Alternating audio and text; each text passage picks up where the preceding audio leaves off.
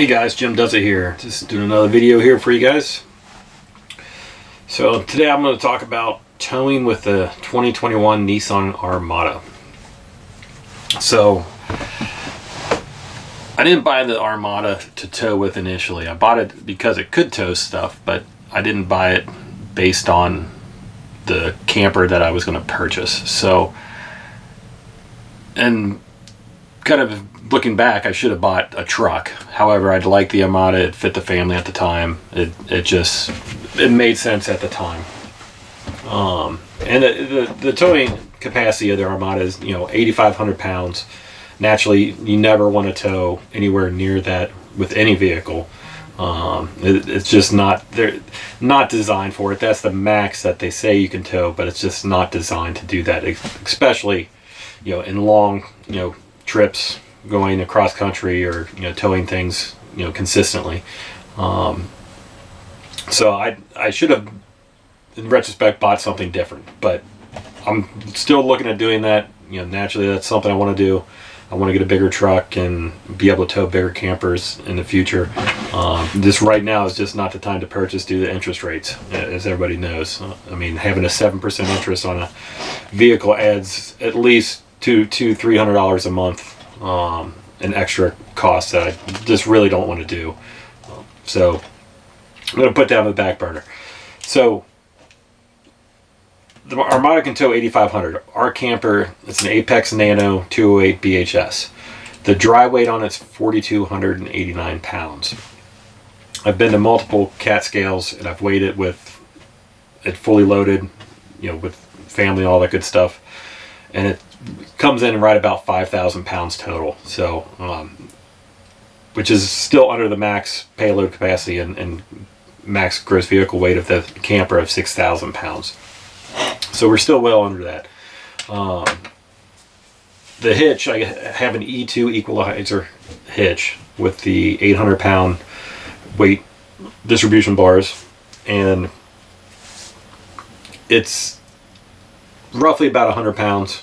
I weighed it, it was 90 pounds for everything. So it's, a good amount of weight. That adds to the tongue weight of everything. The trailer's tongue weight is roughly 700 pounds. That's after everyth's loaded. So we're looking at about 790 pounds for the tongue weight added to the vehicle's payload. So the Armada, the 2021 model that I have, is the SL. It's the Midnight Edition, 4-wheel drive. So it's actually, the max payload is 1,477 pounds. So subtract that, you get about 687 pounds for payload capacity that I still have available for the people and anything else I want to throw in. So still within that range, with my family, pretty close. It's not we still have about 100 pounds to deal with, so it's not unreasonable to be able to tow what I have at this point in time. The biggest issue I've had so far towing, power is no issue. The Armada has plenty of power, plenty of torque. The towing capabilities of the Armada are amazing, in my opinion. It has the tow package, built in. Most Armadas do. It has the brake controller. It has a tow mode that just changes the gears for your transmission, so when it's towing, it doesn't shift all the time. And gas mileage is great. I mean, it's not a gas guzzler. When I'm towing, it's about 4 miles difference per gallon based on my city driving and towing, so it's not a big deal. I'll tell you about that in a minute. So the biggest issue, and this is something probably people that have towed before understand, when you're towing something that's big and boxy, you have a lot of resistance and everything to wind events. Wind events can be anything from it being a windy day, semis passing you, other cars passing. Those things make a big boxy sailboat-like trailer move around quite a bit. With the Armada, the wheelbase is so small. I wouldn't say it's so small. It's not as big as a truck, for one. It's quite a bit shorter than a typical pickup truck. I believe it's 121.1 inches in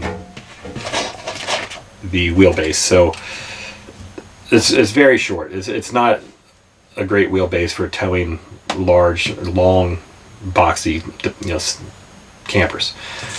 So you do feel a little bit more. However, the stability that I've found is still very stable. I've never felt out of control. The weight distribution hitch actually does what it's supposed to do. It actually adjusts the weight and keeps the weight adjusted from front and rear axles. And it keeps the porpoising down. And the weight distribution, the 800-pound bars definitely are a big difference than the 600. It came with a 600. I put 800, and it's a huge difference, a night and day difference on porpoising when you're going over little hills and bumps and such. So I'd recommend a really good weight distribution hitch. I'd recommend to not get the ones with the chains. Those are weight distribution, not sway control. Sway control is a big deal. The Armada comes with a sway control built in. All it does is, if it detects trailer sway, it puts on the trailer brakes. I added a Tucson sway controller to my trailer just to add additional safety to it. It was pretty easy to install. It wasn't a big deal. It hasn't activated since I've been towing, so I've never really had a sway condition at this point. I'm not going to say I'm never going to have one, but I've never had one. So it's a very good possibility it will occur at some point in time. So the question is, should you tow more with the Armada? Honestly, I would never tow anything probably over 6,000 pounds with the Armada. The length is the biggest concern. So 25 feet is what our camper is. That's not the size of the whole box. It's just from the tip to tail. So it's the camper box is slightly shorter, probably 2 feet shorter. So it's probably at 23 feet. I would never tow anything longer. You're going to lose a lot of your control and stability if you go with anything longer. Will it tow it? Yeah, it'll tow it just fine. As long as that weight's there, it's going to tow anything. It's the torque and the horsepower that the Armada has is just it's amazing. I mean, it's actually in line with a lot of the F-250 trucks with the Chevy 6.6 liter. It's almost equivalent, and this is smaller from a liter standpoint, but performance is amazing. So can it tow? Yes. Should you tow? Probably not. I don't go anywhere max speed. I've gotten it up to 70. There's no problem, but it just, you start to lose that sense of control when you get up to that speed limit. So I keep it between 60 and 64. Average is about 62, and that's well within reason of me feeling comfortable and safe, having control when trucks pass. Windy days, it's a little bit more sketchy. I probably drop it down below 60, maybe 59 when it's super windy out, just because it's I feel more in control. And anything longer, no, you guys cannot tell me you feel safe towing. I mean, there's just no way. If you do, I mean, you guys are bigger man than I, so to each your own. However, I don't like seeing people being unsafe when they're towing their equipment. For one, these things are not rated for over 70 miles per hour. The tires are not. You can actually get tires, yes, that are rated for more, but they're just not designed to tow that fast. And there's really no reason to. I mean, honestly, if you're going on a long road trip, you're not going to do 20 hours in a day. That's just not a smart thing to do. I try to stick to about 5 to 6 hours a day, just because it's a tiring process. When you're towing something behind you for long periods of time, it's not something you just sit there and relax and think you're going to get there in your normal 4 hours.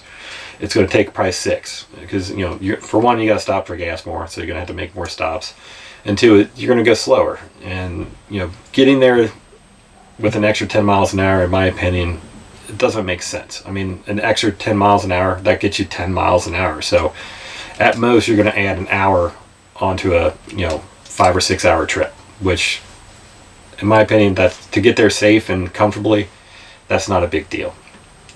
So when I see these trucks towing these long trailers going 70, 75, even 80 miles an hour, I mean, I'm just like, you guys I just don't like it. You know, that this doesn't make sense to me.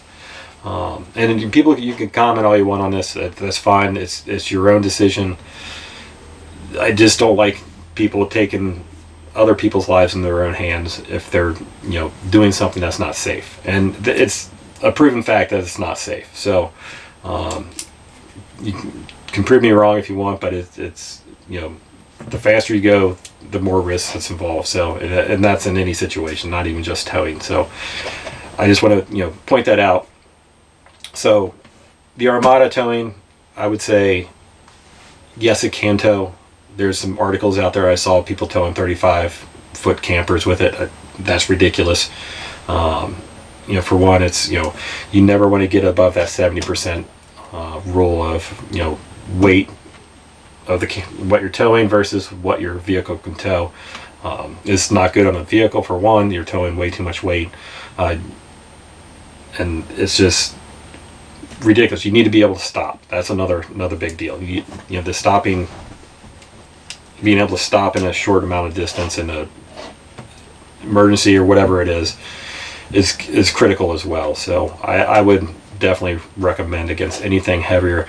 You know, 6,500 pounds max gross, you know, vehicle weight for your camper. I mean, I would say that would be okay. An extra 500 pounds is probably not going to make a huge difference in how everything feels. But at 5,000 pounds, it's kind of the sweet spot. It's right there at the top limit, and for what the capabilities of the Armada are. And I would say, you know, anything smaller, you're going to be fine. It's going to be an amazing experience. You're going to tow just fine, and you're probably not going to have any issues.